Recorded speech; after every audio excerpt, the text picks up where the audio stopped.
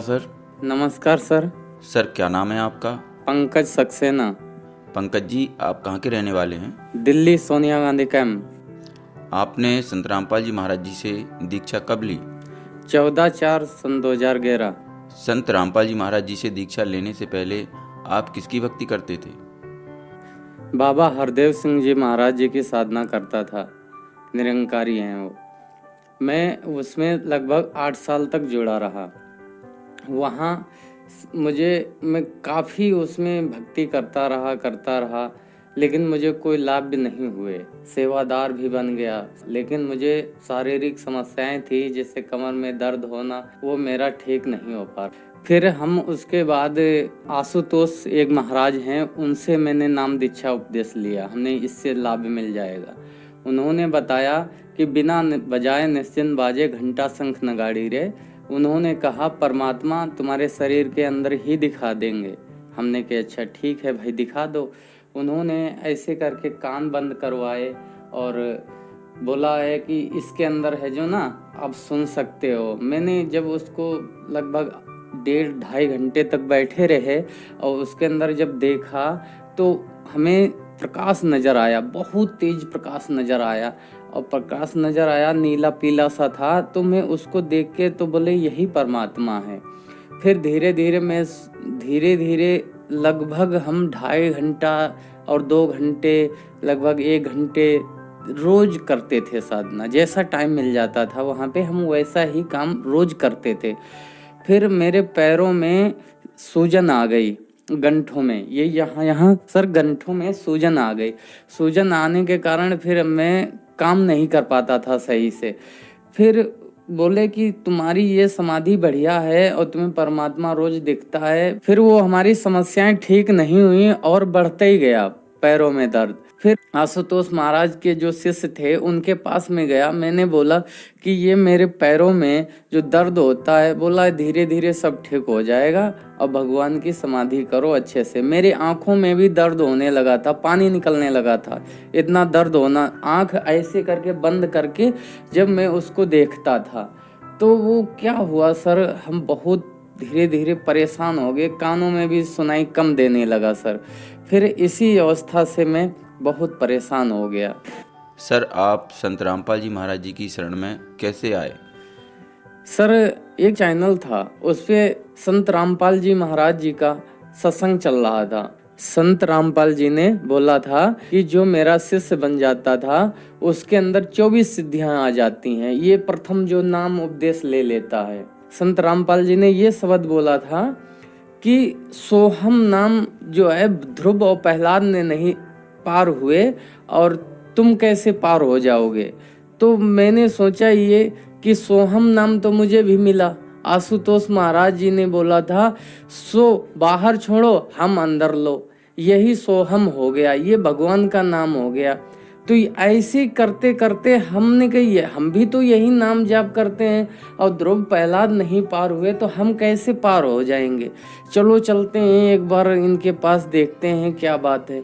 फिर धीरे धीरे 1-2 बार सत्संग सुना। फिर देखा क्या साधना चैनल पर ब्रह्मा विष्णु महेश को संत रामपाल जी बोल रहे हैं कि वो अजय अमर अविनाशी नहीं है, वो भी नासवान है, वो भी मतलब पूजा के योग्य नहीं है, पूर्ण परमात्मा नहीं है जो वो तुम्हारे संकटों का निवारण करें। तो हमने सोचा ये कैसे संत हैं बताओ, ब्रह्मा विष्णु महेश की तो हम सब लोग पूजा करते आ रहे हैं, ये कैसे संत है। चलो इनको मिल के आते हैं। सतलोक आश्रम जिला हिसार बरवाला पहुँचे। वहाँ संत रामपाल जी महाराज जी से उपदेश लिया तो फिर हमें ऐसा लगा कि मेरे शरीर पे 1000 टन था वजन, इतना वजन लदा हुआ था, ये लगता बहुत एकदम हल्का हो गया। जैसे गुरु जी के पास गए, गुरु जी ने आशीर्वाद दिया तो हम ऐसे हो गए जैसे एकदम फूल जैसा शरीर हो गया, एकदम हल्का हो गया। संत रामपाल जी महाराज जी से दीक्षा लेने के बाद आपको कौन कौन से लाभ प्राप्त हुए? हाँ जी, लाभ हमको बहुत बड़े प्राप्त हुए हैं।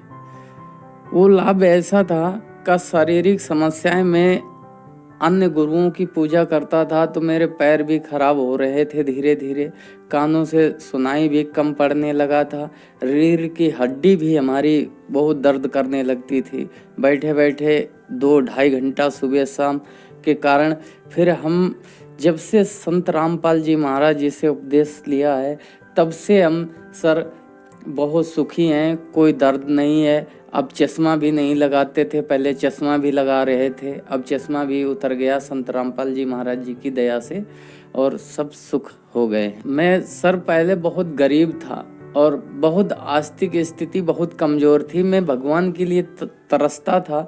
तो फिर परमात्मा संत रामपाल जी महाराज जी से जब से जुड़ा हूँ तब से मुझे सब सुख हो गए हैं। सर मेरी पत्नी के एक पेट में गांठ हो गई थी, तो वो गांठ हो गई तो हमने सफदरगंज हॉस्पिटल में दिखाया, तो एम्स में दिखाया तो उन्होंने बताया पहले कि ये इसकी जांच करनी पड़ेगी। जब जांच की तो उन्होंने बताया ये गांठ बहुत बड़ी हो चुकी है, अब इसको है ना ऑपरेशन करना पड़ेगा। तो मेरी वाइफ मेरी घरवाली बोली कि मैं ऑपरेशन नहीं कराऊंगी, अब गुरु जी से ही प्रार्थना लगाऊंगी, संत रामपाल जी से महाराज से प्रार्थना लगाऊंगी, ठीक हो या ना ठीक हो।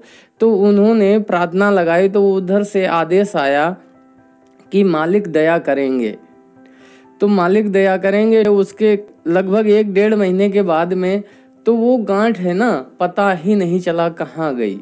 अब वो एकदम ठीक है, स्वस्थ है, बिना ऑपरेशन से संत रामपाल जी महाराज की दया से ठीक हो गया है। आपने बताया आप निरंकारी पंथ में 8 साल तक रहे, आशुतोष महाराज के पास भी आप 5 साल तक रहे। आपने इतना सब किया फिर भी आप परेशान रहे। आप भगवान को क्यों पाना चाहते थे? भगवान हम इसलिए पाना चाहते थे, हम बचपन में राम कृष्ण की मेरे गांव में लीला हुआ करती थी, तो देखते थे वहाँ पे कृष्ण जी के गुरुजी दुर्वासा ऋषि बनते थे। तो ये भगवान थे, कृष्ण भगवान थे, इनको गुरु बनाने की जरूरत है तो हमें क्यों नहीं पड़ेगी? हम तो कतई घास पूरा है, तो हमें पहले गुरु बनाने की जरूरत। तब से मुझे गुरु बनाने की अंदर से बहुत तगड़ी प्रेरणा जाग पड़ी। तो मुझे गांव में ही निरंकारी मिल गए गुरुजी। पहले निरंकारी को गुरुजी बनाया, फिर आशुतोष को गुरुजी बनाया, फिर हमने जब पूर्ण परमात्मा संत रामपाल जी महाराज जी को देखा जाना तब जाके हमें संतुष्टि मिली। अब हमें कोई गुरु बनाने की जरूरत नहीं है। रामकृष्ण की लीला देखकर आपको भगवान पाने की प्रेरणा मिली। गुरु बनाना अति आवश्यक है। आपने कई गुरु बनाए पर भगवान नहीं मिले। संत रामपाल जी महाराज जी की शरण में आकर क्या आपको भगवान मिले? हाँ जी सर, भगवान हमें मिल गए। सर ऐसे भगवान मिले कि ये पूर्ण परमात्मा है, ये शास्त्र अनुसार भक्ति है, ये शास्त्र विधि, ये गुरु जी है ना हमारे जो पूर्ण परमात्मा है, ये हमको पढ़ पढ़ के सुनाते हैं। पूर्ण गुरु जो होता शास्त्रों का ज्ञान कराता है। जो निरंकारी थे ये जो मन मर्जी का नाम देते थे, जो शास्त्रों में कहीं प्रमाण नहीं है। और जो आशुतोष थे इन्होंने क्या काम किया, ये एक शब्द को 2 भागों में बांट दिया। सो बाहर छोड़ो हम अंदर लो, ये कोई मंत्र नहीं है, ये तो कबीर सागर से मंत्र चुराया हुआ है। सतनाम तो कोई और है, वो गुरुजी संत रामपाल ही महाराज ही बता सकते हैं उसके बारे में, और कोई इस पृथ्वी पे नहीं बता सकता है। भगवान पाने के लिए आपने इतने सारे गुरु बदले, जबकि ऐसा कहा जाता है कि गुरु नहीं बदलना चाहिए, फिर भी आपने गुरु बदले। क्या आपने ठीक किया? हाँ जी सर, हमने अपने हिसाब से ठीक किया। शास्त्रों में प्रमाण है, जब तक गुरु मिले ही नहीं साचा, जब तक गुरु करो 10-20 50। यानी कि सच्चा गुरु जब तक ना मिले तब तक गुरु चेंज करते रहो, कोई इसका वो नहीं है, पाप नहीं लगता है। अब हमें कोई गुरु बनाने की जरूरत नहीं है। पूर्ण परमात्मा संत रामपाल ही जी महाराज गुरु हैं मेरे। संत रामपाल जी महाराज जी से पहले आपने जो गुरु बनाए थे, क्या वह सच्चे गुरु नहीं हैं? ये झूठे गुरु हैं। आप कैसे कह सकते हैं कि वो झूठे गुरु हैं? हम ऐसे कह सकते हैं, ये शास्त्र के अनुसार साधना नहीं बताते हैं, ये शास्त्र के अलग बताते हैं। जैसे एक साइकिल का पहिया हो और साइकिल का पहिया एक लेके चलोगे, गाड़ी कैसे चलेगी? साइकिल के दोनों पहिए ज्वाइंट करके तभी चलेगा। वो सतनाम के बारे में परमात्मा संत रामपाल जी ही बताते हैं। और ये तो खाली एक उसका चुरा लिया नाम और उसी को तोड़ के आधा अंदर आधा बाहर बोलते हैं, तो ये गलत है, ये भगवान के दोषी बन रहे हैं। क्या आप नशा भी करते थे? हाँ जी सर, मैं नशा करता था। मैं बीड़ी पीता था और तम्बाकू भी खाता था। कभी कभी रिश्तेदार आ जाते थे घर पे तो मैं दारू भी पी लेता था। तो ये सब मैं साधना करते हुए, सब कुछ करते हुए मेरा छूट नहीं रहा था। मैं कई बार कसम तक खा चुका, सतगुरु निरंकारी, मैं ये बोलता था कि मेरी ये तम्बाकू छूट जाए, फिर भी नहीं छूटती थी। फिर भी मैं चुरा चुरा के खा लेता था। लेकिन वो मंत्र जाप करते थे निरंकारी वाला कि उससे भी नहीं मेरा छूटता था। जैसे निरंकारी में बताते हैं, तू ही निरंकार में तेरी शरणा मैनो बख्श लो। ये कहीं शास्त्रों के अंदर प्रमाण नहीं है। ये जो मंत्र हमें बताया गया था कि कहते थे तू ही निरंकार में तेरी शरणा मैनो बख्श लो, ये तो एक तरीके की भगवान की वो आराधना है। क्या निरंकारी पंथ में नशा करना एलाउ था? हाँ जी, अलाउ था। उसमें मांस खाना भी अलाउ है। कहते हैं खान पान सब तन के खातिर, रूह से कोई संबंध नहीं।